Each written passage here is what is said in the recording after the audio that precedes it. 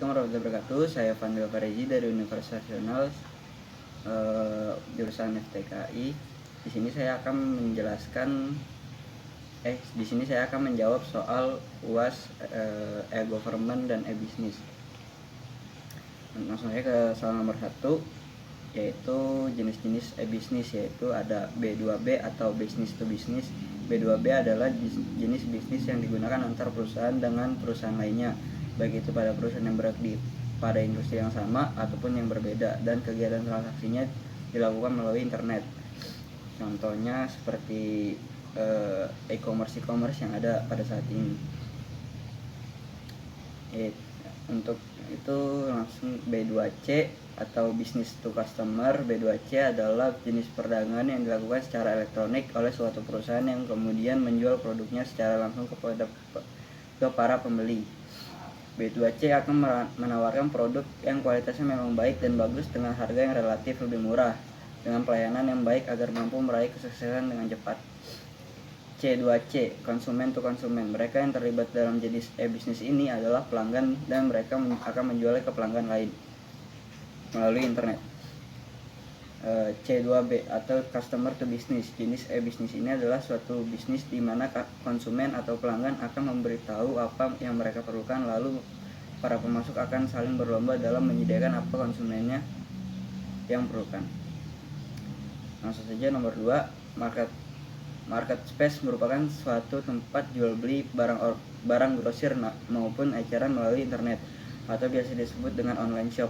Fasilitas perdagangan dalam market space hanya dari dua arah, yaitu penjual dan pembeli. Konsep kerjanya adalah barang yang diproduksi penjual disediakan oleh market space ini dan ditujukan pada pembeli. Contoh situs e-commerce dengan market space yaitu nokha.co, zoya.co.id, dan lain sebagainya. Nomor 3, tahap inform.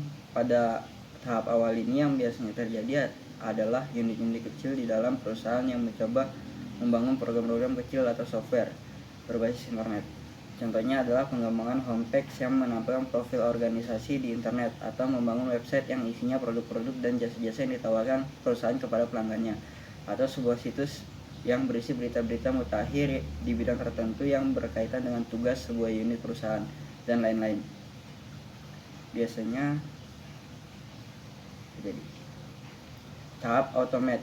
Tahap berikutnya adalah mencoba untuk mengintegrasikan beberapa unit dalam perusahaan yang masing-masing telah mengimplementasikan konsep kecil e-bisnis yang menjadi dasar penggabungan modul-modul.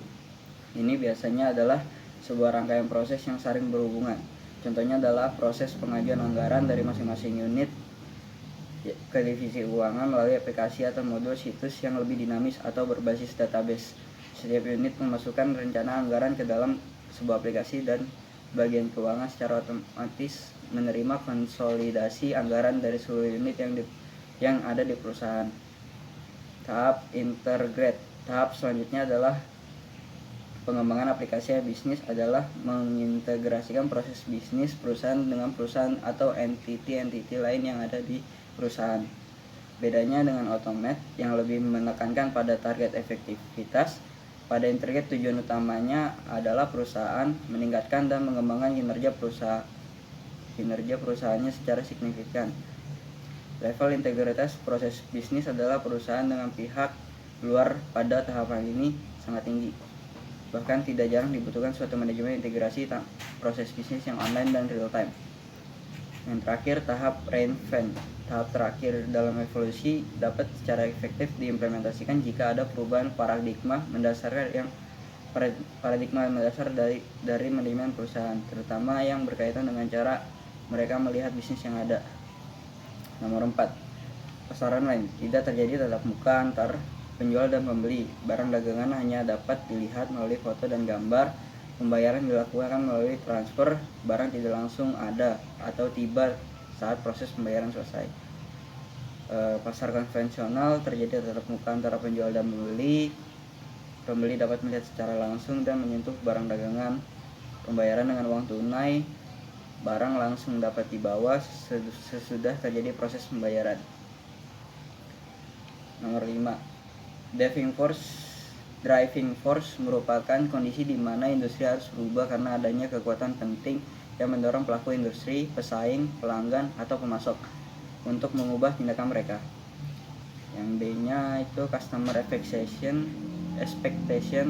yang diharapkan konsumen pada saat ini tidak cukup dipuaskan dengan baiknya kualitas sebuah produk, tetapi pelanggan juga mengharapkan adanya pelayanan pra dan pasca jual yang baik. Kompetitif imperatif. Globalisasi telah membentuk sebuah arena persaingan di dunia usaha yang sangat ketat. Pelanggan akan dengan mudah membandingkan kualitas produk pelayanan antar perusahaan. Hal ini memaksa perusahaan mengembangkan strategi bisnis yang tepat.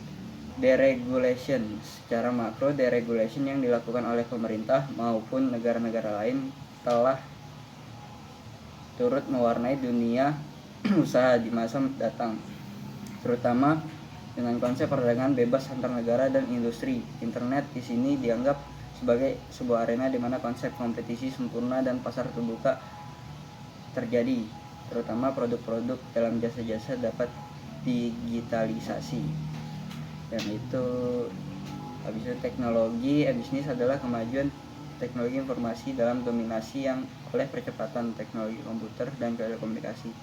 Fungsi dari teknologi informasi tidak hanya kritikal bagi pengembangan bisnis, tetapi justru menjadi penggerak dari dimungkinkannya model-model jenis baru.